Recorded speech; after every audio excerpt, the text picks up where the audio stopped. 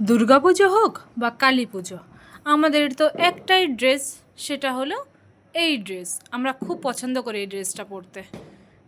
তো আজকে রেডি হয়ে বেরিয়ে পড়লাম, যেহেতু দীপাবলি, ডিউটি তো আছেই, ওই জন্য রেডি হয়ে একবারে বেরিয়ে পড়লাম।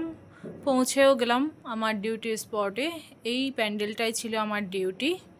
তো দেখুন প্যান্ডেলটা কেমন হয়েছে আপনাদের শেয়ার করি। যারা দেখতে আসেননি, আসতে পারছেন না, তাদের দেখার জন্য এই ভিডিওটা করা আমার। দেখুন আপনাদের কেমন লাগছে জানাবেন।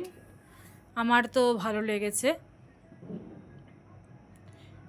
স্পঞ্জ দিয়ে বানানো পুরো প্যান্ডেলটা, খুব সুন্দর, আমার খুব ভালো লেগেছে।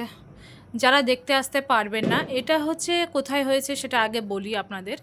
এটা হচ্ছে বারুইপুরের রেলগেটের কাছে যুব শক্তি সঙ্গে ক্লাবে এই পুজোর প্যান্ডেলটা হয়েছে। এই দেখুন, ছোটোবেলায় ছাতা আমরা কত ইউজ করেছি বলুন তো, ছোটো ছোটো ছাতা। এই ছাতা দিয়ে উপরের এটা তৈরি করেছে, খুব সুন্দর লাগছিল দেখতে। আর চারিদিকে এমন, এই ঘুরিয়ে দেখালাম আপনাদের। আর মায়ের মূর্তি হচ্ছে এটা। এই দেখুন, মা পুরো রেডি। পুজো হওয়ার কথা ছিল সন্ধ্যে 7:30 থেকে, সেইভাবে পুজোর প্রিপারেশান নেওয়া শুরু হয়েছে। এই যে মাকে মালা পরানো চলছে, সাবধানেই পরাচ্ছিলেন, তবুও ভারী তো অনেকটা, কঞ্চি দিয়ে উঁচু করে পরাচ্ছিলেন। মাকে সাজানো চলছে, পুজোর প্রিপারেশান। কেমন লাগছে আপনাদের কমেন্ট করে জানাবেন কিন্তু। আমার তো পুজো প্যান্ডেল দেখা শুরু হয়ে গেছে।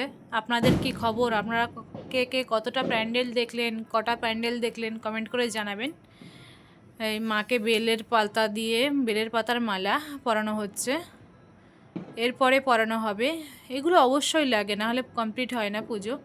এটা হলো 108 জবা ফুলের মালা। জবা ফুলের কুঁড়ি দিয়েই মালাটা করা হয়। যখন ভোরবেলা হয়, রাত্রেবেলা যেহেতু কালী পুজো হয়, ভোরবেলা হয়, তখন পুরো ফুলটা ফুটে থাকে সারা গলা, মায়ের গলায়। তো কেমন লাগলো আপনাদের কমেন্ট করে জানাবেন বন্ধুরা। আর কে কটা পুজো দেখলেন, ঠাকুর দেখলেন কমেন্ট করে জানাবেন। এটা হচ্ছে বারুইপুরের প্যান্ডেল। যারা বারুইপুরে আসবেন অবশ্যই ঘুরে যাবেন, ভালো লাগবে। ভালো থাকবেন সবাই।